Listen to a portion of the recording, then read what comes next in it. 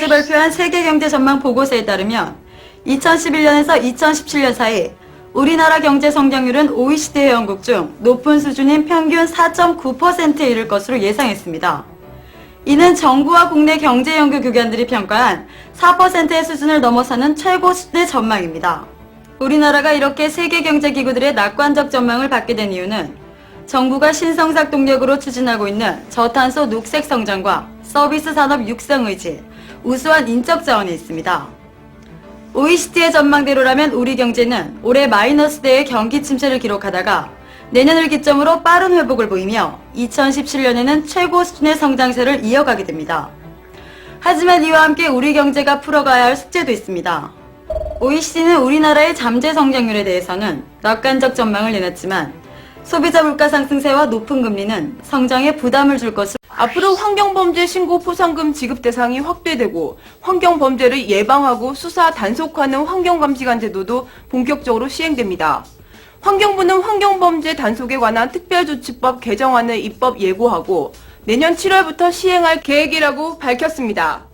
개정안에 따라 환경범죄에 관한 신고행위는 환경부 소관, 환경 관련 법률로 확대 적용됩니다.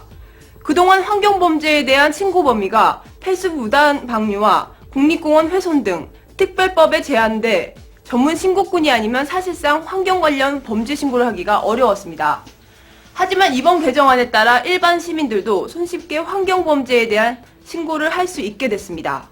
환경부는 이번 개정안을 시작으로 우수 인력을 확보해 환경감시단의 전문성을 강화하겠다는 뜻을 밝혔습니다.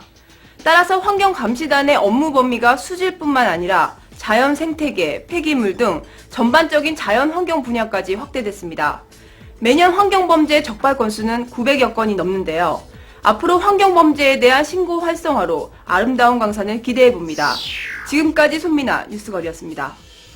이명박 대통령이 어제 라디오 연설을 통해 임기 안에 대운하 사업을 추진하지 않겠다고 말했습니다. 또한 대운하가 필요하다는 믿음에는 변화가 없지만 아직 국민적 공감대가 형성되지 않았고 이 문제가 정치적 쟁점이 돼 국론을 분열시킬 위험이 있기 때문에 대운하를 포기하겠다고 밝혔습니다. 4대강 살리기 사업으로 이름만 바꿔 대운하 사업을 추진하는 것이 아니냐는 분위기에 대해 이 대통령은 21세기의 가장 중요한 자원인 강을 정비해 오염원을 차단하고 죽어가는 강을 살리겠다고 덧붙였습니다. 하지만 4대강 살리기 사업에 들어가는 막대한 사업비 그리고 대운하 포기를 분명히 함으로써 오히려 4대강 사업의 정당성을 확보하겠다는 의지를 밝혀 적지 않은 논란이 예상됩니다. 또한 이 대통령이 임기 초부터 추진하려 했던 대운하 사업에서 선착장과 한강 그리고 낙동강을 잇는 일만 빼면 4대강 살리기 사업이라는 공식이 나옵니다. 진심으로 대운하를 포기해 국민과 소통하고 그리고 국민적 공감대를 만들고 싶다면 4대강 살리기로 인한 환경적 그리고 경제적 위험 요소까지 검토해야 되지 않을까요? 지금까지 네이키드 헤드라인 김지원이었습니다. 정부가 발표한 이번 하반기 서민생활안정대책에는 서민경제와 교육, 의료 부분에 정부 지원을 하겠다는 내용이 담겨 있습니다.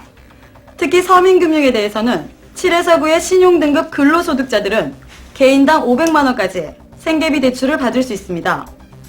이자는 농협이나 신협을 통해 연 8%대로 대출 지원을 받습니다. 또한 이번 달부터는 무담보 무보증, 소액대출 취급기간이 300곳으로 확대되면서 이 제도의 시행으로 16만 명 이상이 혜택을 볼 것으로 예상됩니다. 오늘부터 4세 미만의 영유아 가구의 보육료 전액 지원 대상도 기존의 35만 명에서 소득하위 50%인 62만 명으로 확대됩니다. 유치원과 어린이집을 이용하지 않는 차상위 계층 세대의 24개월 미만 아동에 대해서는 월 10만 원의 양육수당이 지급됩니다. 이와 함께 올해 말부터 67만 명의 암 환자는 본인 부담금이 절반으로 줄게 됩니다. 희귀난치성 질환자의 본인 부담률이 현행 20%에서 10%로 낮아집니다. 올해 초 부자들을 위한 부동산 정책만 일삼던 정부가 이번 하반기 서민생활 안전대책을 위해 정부가 꺼낸 두 번째 카드는 주택 공급입니다. 올해 안에 서민 주거 안정을 위해 시세보다 15% 저렴한 보금자리 주택을 수도권에 9만 가구, 지방에 4만 가구를 건설할 예정입니다. 이와 함께 정부의 출산율 높이기 정책에 따라 3명 이상 자녀를 둔 가구에게 전국 공공분양주택의 5%가 우선 공급 물량으로 공급됩니다. 또한 다자녀 가구의 국민임대주택 물량도 10%로 확대되며 다음 달부터 전기요금도 20% 할인됩니다. 전기요금 할인 혜택을 받는 가정이 51만 가구로 늘어나며 연간 139억 원의 전기요금이 절약됩니다. 정부는 도시 서민 밀집 주거 지역에 200억 원을 투입해 전국 200여 곳에 현대식 공동 화장실을 신축, 개량할 계획입니다. 그리고 저소득층의 노후주택, 구수관 개량 비용을 이번 달부터 전액 지원해 처녀 세대 이상의 깨끗한 수돗물을 공급할 방침입니다. 윤주경 기획재정부 장관은 어제 서민생활 안정과 사회 안전망 구축을 통해 지속적이고 따뜻한 시장 경제를 이루겠다고 밝혔습니다. 이어서 서민생활의 어려움 완화를 위해 각 부문별 지원 대책을 지속적으로 추진하겠다고 말했습니다.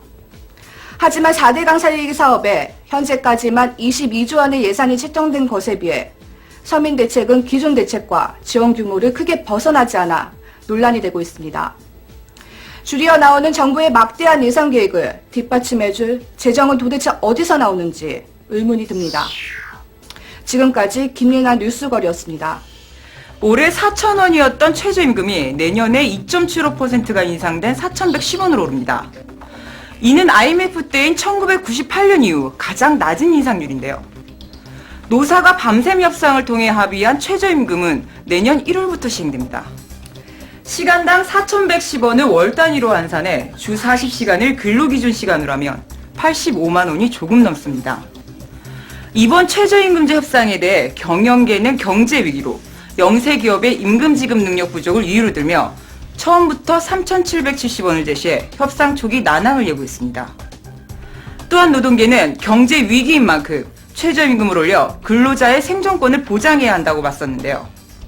하지만 이번 최저임금안에 대해서는 경영계와 노동계 모두 대체로 만족하는 분위기입니다. 하지만 이번 최저임금안에 대해서는 경영계와 노동계 모두 대체로 만족하는 분위기입니다.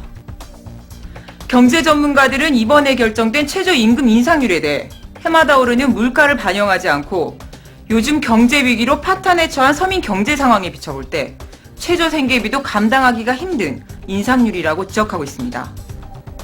노동자들의 최저임금이 110원 인상으로 결정되던 날, 정부는 하반기 서민 대책을 발표했는데요. 발표와 함께 이명박 대통령은 서민의 정서를 이해하는 것이 우선이라고 말했습니다.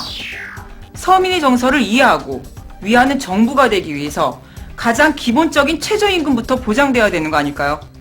지금까지 네이키드 헤드라인 김지원이었습니다.